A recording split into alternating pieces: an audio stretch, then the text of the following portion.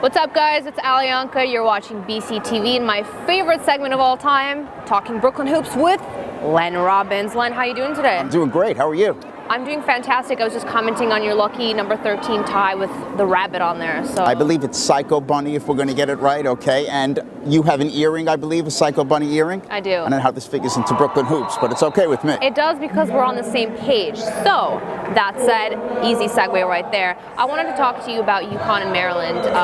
Obviously, the first episode we talked about Brooklyn Hoops and college basketball happening here at Barclays Center. But what was that atmosphere like and what did you take away? But talk about Psycho Bunny, okay? What a night. I mean, really, what a night. UConn was dominating that game. It looked like they had it in their back pocket. And then all of a sudden, Maryland, their second year here, but they have made this an annual event. They do fundraisers. They've got their booster club here. The Maryland people just brought that team back into the game. And next thing you know, Maryland has 2 shots in the final minute and a half to win that game. Connecticut gets away with the win, but boy, I'll tell you what, both of those teams are going to keep that game in their back pocket because come March, they're going to say, we've been there. We know what it's like to play in this kind of a game. We'll talk about an exciting game, and obviously an exciting team that everybody's talking about right now is the #1 Michigan State. Talk about them and what they brought here to Barclays Center. Well, Michigan State brought the #1 ranking, and they left with the #1 ranking, not to mention the Coaches vs. Cancer Classic Championship. I'll tell you what, when that team plays the way they played this past weekend, it's really hard to imagine anybody beating them. Think about this. They were down 11 at one point in the championship game, and then it was like Tom Izzo looked at them and said, really, do you want to fly home with me in this kind of a mood? Bang, next thing you know, they're up 14 by halftime. So that's really unusual in college basketball. It's not like the pro game. You know, you've got the shot clock that's running. You know, the game is a lot quicker. And so for them to make a 25-point turnaround in one half is really startling. And I'll tell you what, they had a guy who had a career high one night. The next night, he could not find the basket. And that's the game that I'm talking about where they do this incredible turnaround. They are deep, they are talented. More than anything, they're mature.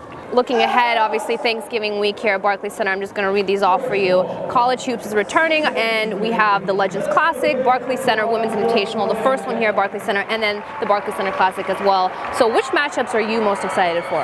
Well, I'll tell you what, first of all, I think it's great that we're having women's college basketball here. I really do. And, you know, Rutgers is coming here with C. Vivian Stringer, who's only one of the most winningest coaches in the history of women's college basketball. If we get to the Thanksgiving Day games, hope I got this right, St. John's is coming in here with a team that they really believe has Final Four potential. Now, they haven't shown it yet, and they're having some problems with some players not behaving themselves, and they got to get that right. They could really be a player in this before it's all said and done. I'm really excited to see that team because they are as athletic a team as you'll see in college basketball. Well, St. John's also has great storylines in terms of their players. But looking ahead, though, to Sunday, which is kind of the finale of this week, is the Kentucky and Providence matchup. Obviously, Coach John Calipari, a good friend of ours, is coming back.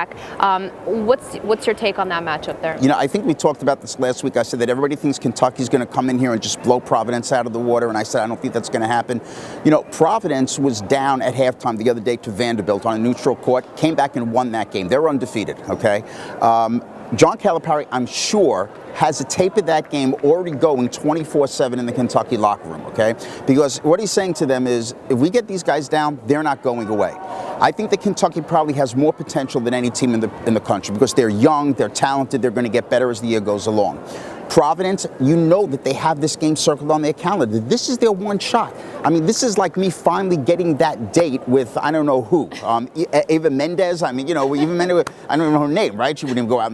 But this is their shot. This is their opportunity, right? Kentucky, it's lit up in big lights. And they know there's a chance they can earn the respect of the nation in one night.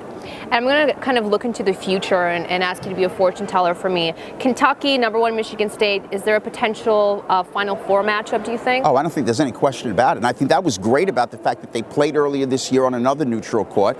Michigan State got out fast in that game because they're an older, more mature team. Kentucky with an incredible rally. I mean, I don't think there's, look, we have what's called the Barclays Center rankings, where we rank the top 10 teams that play here.